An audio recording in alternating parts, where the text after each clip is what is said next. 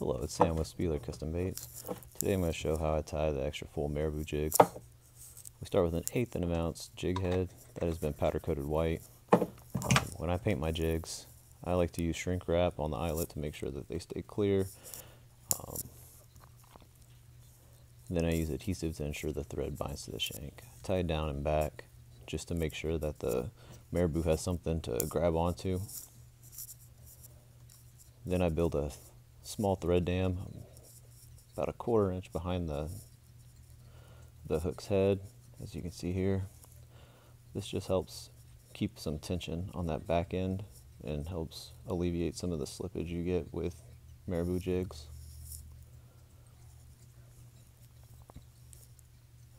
When tying these jigs, I kind of like to use a 4x4 method, using 8 quill feathers per jig, tying in 4 quadrants twice. Right here, you tie up, taking off the tag end. When using the Marabou, I pull off the tip and the lower bad Marabou before cutting the Marabou from the stem. I like to start from the underside of the shank and tie in clockwise.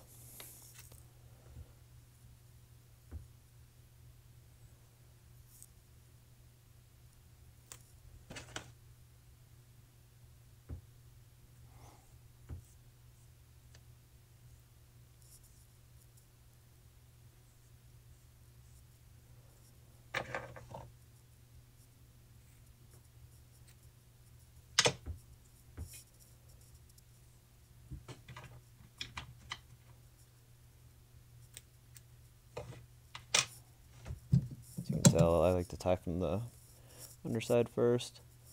I like to use my fingers to manipulate the loose tie-in, just to even out the strands before locking them in.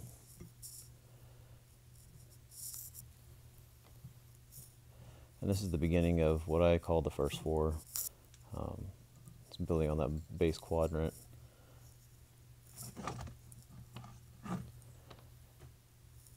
And this way I can ensure that there's a total coverage as well as a full body.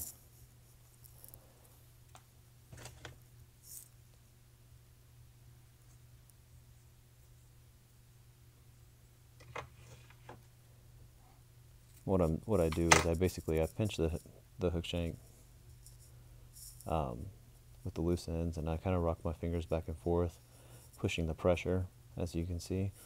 And what that does is it kind of moves the strands around before locking them in, and kind of ensures that even coverage.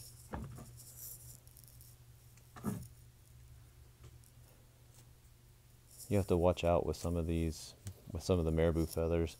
Some of them come with knots tied into the strands. I really like to make sure that those aren't added into the final product.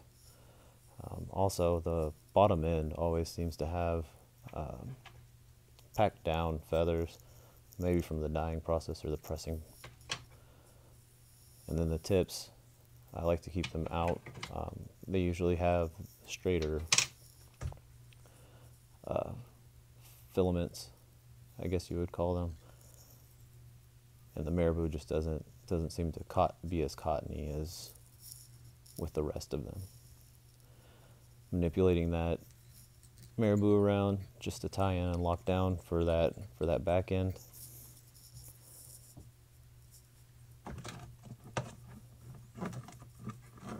And with the 4th feather, doing the same thing, cutting off the parts that I don't want, just to add in what I would like to have in the actual jig.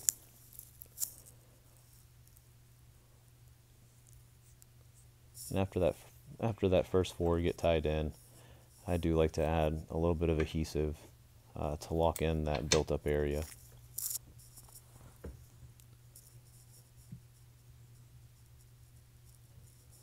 When I'm tying this stuff in, the Marabou does get in the way sometimes. If you pull it back, a lot of times you can get it to just stick together, and then you do those loose tie-ins, manipulate, and then lock back down onto that hook shank. Any loose ends, as you see, you can wrap up just to clean up before you start your next step. And before I start into the second 4x4, I do like to check just to make sure that the jig feels full and it's not slipping.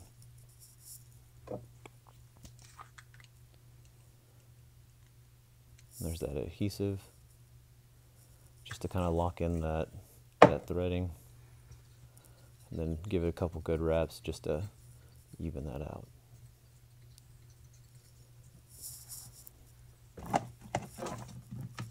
And then start to do the second 4x4 tie-in.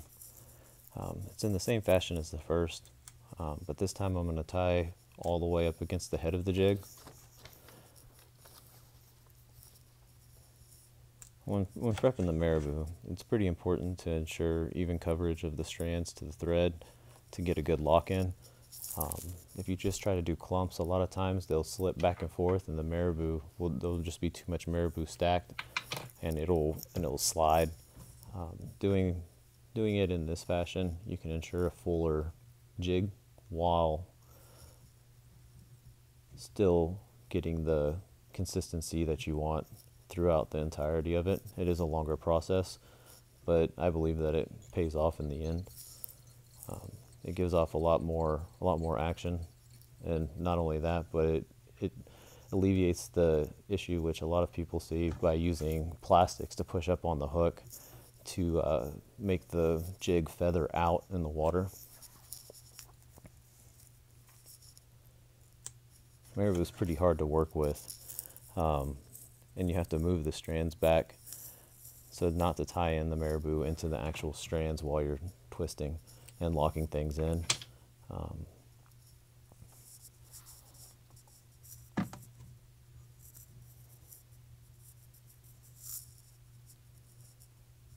Just going ahead and tying in more of that 4x4, manipulating it in, and then pulling it back to ensure even coverage. Sometimes I have to even stand up just to get a good angle on things. And on the neck, it doesn't matter if you build it up quite a bit. You just want to make sure that it's behind the ball of the jig head, so that it's not something that is first contact when bouncing it off something, especially rocks or any type of trees. If it's larger than your actual ball head, what can end up happening is that friction will hit the thread and fray it out. So you want to make sure that it stays tied pretty tight in behind the ball head of the jig.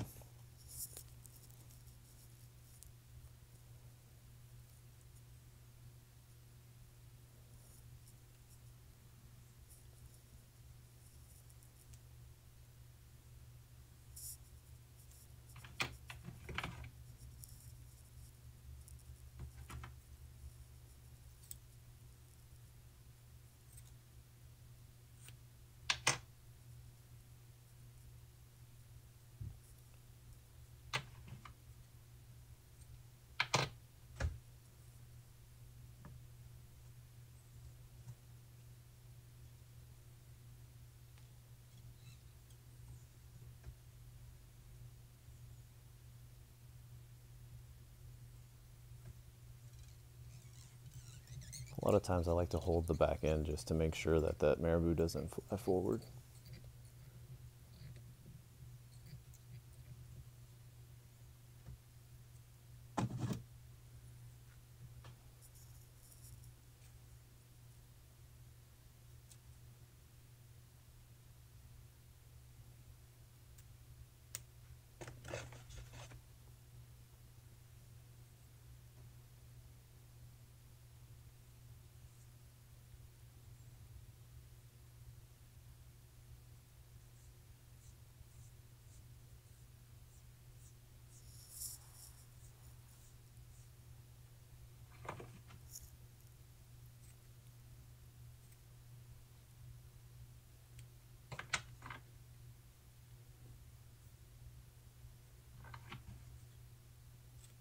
These jigs do take quite a bit of work with the Marabou, and when you start out tying them, they do take quite a bit of time to learn how to tie in appropriately, and a little while to perfect. On the last tie-in, I do like to build up the neck a little bit just to make sure that there's enough tension on all the marabou before whip finishing.